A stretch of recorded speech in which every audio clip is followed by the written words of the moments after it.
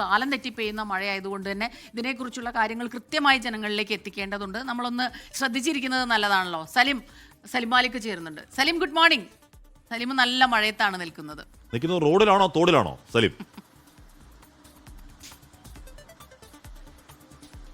Hashmi, good morning. റോഡായിരുന്നു, ഇപ്പോൾ തോടാണ് എന്ന് നമുക്ക് കാണാൻ കഴിയും. തിരുവനന്തപുരത്ത് കിഴക്കേക്കോട്ടയിലാണ്. ബസ് സ്റ്റാൻഡിന്റെ സമീപത്തെ റോഡ് മുഴുവൻ വെള്ളം കയറി. ഇവിടുത്തെ ആ ബസ് സ്റ്റാൻഡ് ഒപ്പം തന്നെ തൊട്ടപ്പുറത്തെ KSRTC പ്രദേശം മുഴുവൻ വെള്ളത്തിലാണ്. നേരത്തെ ഈ കാലവർഷം ആരംഭിച്ചപ്പോൾ, ഈ ജൂൺ 1 മുതൽ കാലവർഷം ആരംഭിച്ചപ്പോൾ വടക്കൻ കേരളത്തിലും മധ്യ കേരളത്തിലുമായിരുന്നു വലിയ മഴ ഉണ്ടായിരുന്നത്.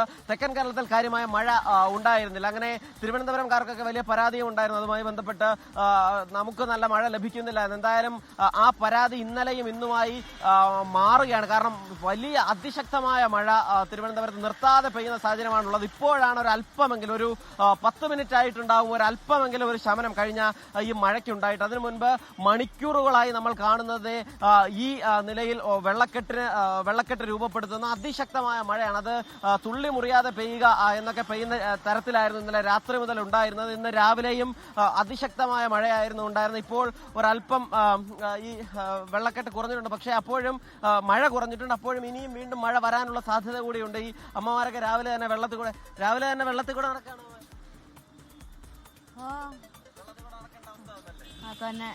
വലിയ മഴയായിരുന്നോ വീട്ടിന്റെ അവിടെ?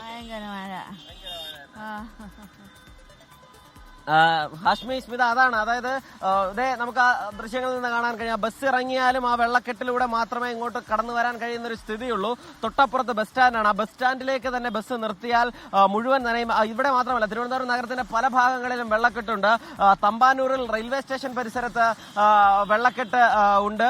ഇപ്പോൾ ഇവിടെ ഈ വെള്ളക്കെട്ട് മൂലവും അതല്ലാതെ തന്നെയും ഈ പ്രദേശത്തൊരു ബ്ലോക്ക് രൂപപ്പെടാറുണ്ട്. രാവിലെ തന്നെ ബ്ലോക്ക് ഉള്ള കാഴ്ച നമുക്ക് കാണാൻ കഴിയും. തൊട്ടപ്പുറത്തേക്ക് അപ്പുറത്തേക്ക് കടന്നാൽ ഇവിടുത്തെ ഈ കിഴക്കേക്കോട്ടയിലെ ബസ് സ്റ്റോപ്പ് പൂർണ്ണമായും ഈ വെള്ളത്തിലായിരിക്കുന്ന കാഴ്ചയും കാണാൻ കഴിയും. ഒരമ്മ അവിടെ നിന്നും കയറാൻ വലിയ പാടുപെടുന്ന, ഒരാൾ പിടിച്ചു കയറ്റുന്ന കാഴ്ച നമുക്ക് അവിടേക്ക് പോയാൽ കാണാൻ കഴിയും. ക്യാമറാമാൻ പതുക്കെ നമുക്ക് അങ്ങോട്ട് പോയാൽ അക്കാഴ്ച കാണാൻ കഴിയും. നമ്മൾ ആ വെള്ളക്കെട്ടിനകത്താണ് ഇപ്പോൾ ഉള്ളത്. ശക്തമായ മഴ എന്ന നിലയിൽ ഇവിടെ മുഴുവൻ പൂർണ്ണമായും മുങ്ങുന്നൊരു സ്ഥിതിയുണ്ട്. ആ ബസ് സ്റ്റാൻഡിനകത്തേക്ക് വെള്ളം കയറുന്നു എന്നുള്ളതുണ്ട്. നമ്മൾ പതുക്കെ അവിടേക്ക് പോയി അവരുടെ പ്രതികരണം തേടാനുള്ള ശ്രമം നടത്തുകയാണ്. എന്തായാലും നല്ല മഴ മാത്രമല്ല, നല്ല ദുർഗന്ധമൊക്കെ ഉണ്ട് ഹാഷ്മിയുടെ.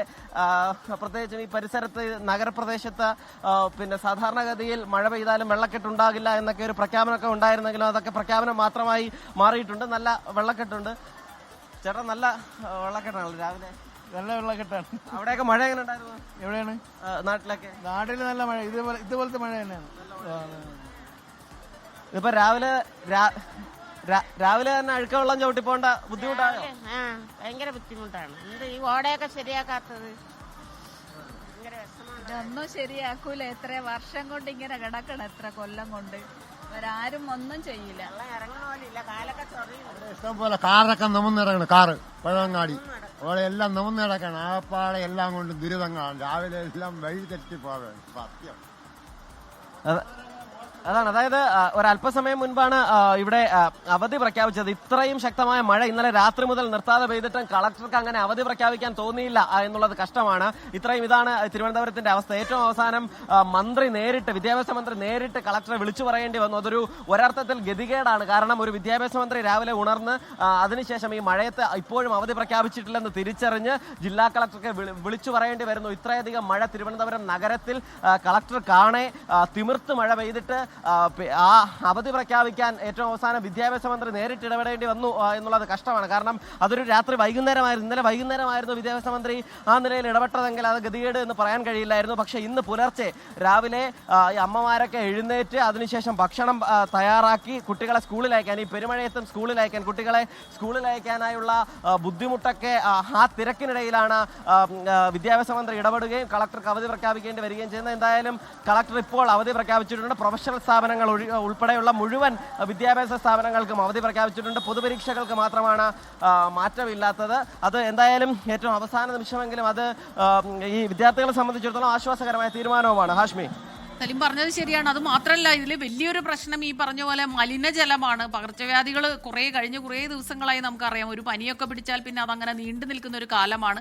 പലതരത്തിലുള്ള പനികളുണ്ട്, എലിപ്പനി ഉൾപ്പെടെയുള്ള പനികൾ. അപ്പോൾ ഈ അഴുക്ക് വെള്ളമാണ്, അതിൽ ചവിട്ടി ഇവർ പോകുന്നു. അതും ഒരു വലിയ പ്രശ്നമാണ്. ഒപ്പം കുഴികൾ ഉണ്ടാവാനുള്ള ഒരു സാധ്യതയുണ്ട്. ഈ കുഴിയിലൊക്കെ വീഴാതിരിക്കാൻ നോക്കണം.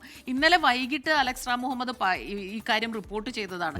കാലാവസ്ഥാ മുന്നറിയിപ്പുണ്ട്, ശക്തമായ മഴ തിരുവനന്തപുരത്ത് ഉണ്ടാകും. തെക്കൻ ജില്ലകളിൽ പ്രത്യേകിച്ച് തിരുവനന്തപുരത്ത് അതിശക്തമായ മഴയുണ്ടാകുമെന്ന് ഇന്നലെ തിരുവനന്തപുരത്ത് 2 ദിവസമായിട്ട് മഴ തുടർന്നുകൊണ്ടിരിക്കുകയാണ്. മാത്രമല്ല തിരുവനന്തപുരത്ത് അങ്ങനെ അതിഭീകരമായ മഴ സാധാരണ ഇതിൽ പെയ്യാറില്ല. ബാക്കി എല്ലാ സ്ഥലങ്ങളും പെയ്താലും, പക്ഷേ തിരുവനന്തപുരത്ത് ഇപ്പം അങ്ങനെയല്ല. മാത്രമല്ല ഈ വെള്ളക്കെട്ടൊക്കെ തിരുവനന്തപുരത്തെ സാധാരണ കാഴ്ചയുമല്ല. അപ്പൊ നമുക്ക് കൊച്ചിക്കാർക്ക് ഇഷ്ടം പോലുള്ള കാഴ്ചയാണെങ്കിലും തിരുവനന്തപുരത്ത് വെള്ളക്കെട്ട് ഇങ്ങനെ കാണുന്ന ആദ്യമായിട്ടാണ്. അത്ര മഴ പെയ്തിട്ടുള്ളതാണ്. ലോകത്തെവിടെയായാലും ഏത് സമയത്തും 24 വാർത്തകളും ഓഗ്മെന്റഡ് റിയാലിറ്റി പാക്കേജുകളും എക്സ്പ്ലെയിനറുകളും വിശദമായി കാണാൻ ഞങ്ങളുടെ യൂട്യൂബ് ചാനൽ നിങ്ങൾക്ക് സബ്സ്ക്രൈബ് ചെയ്യാം.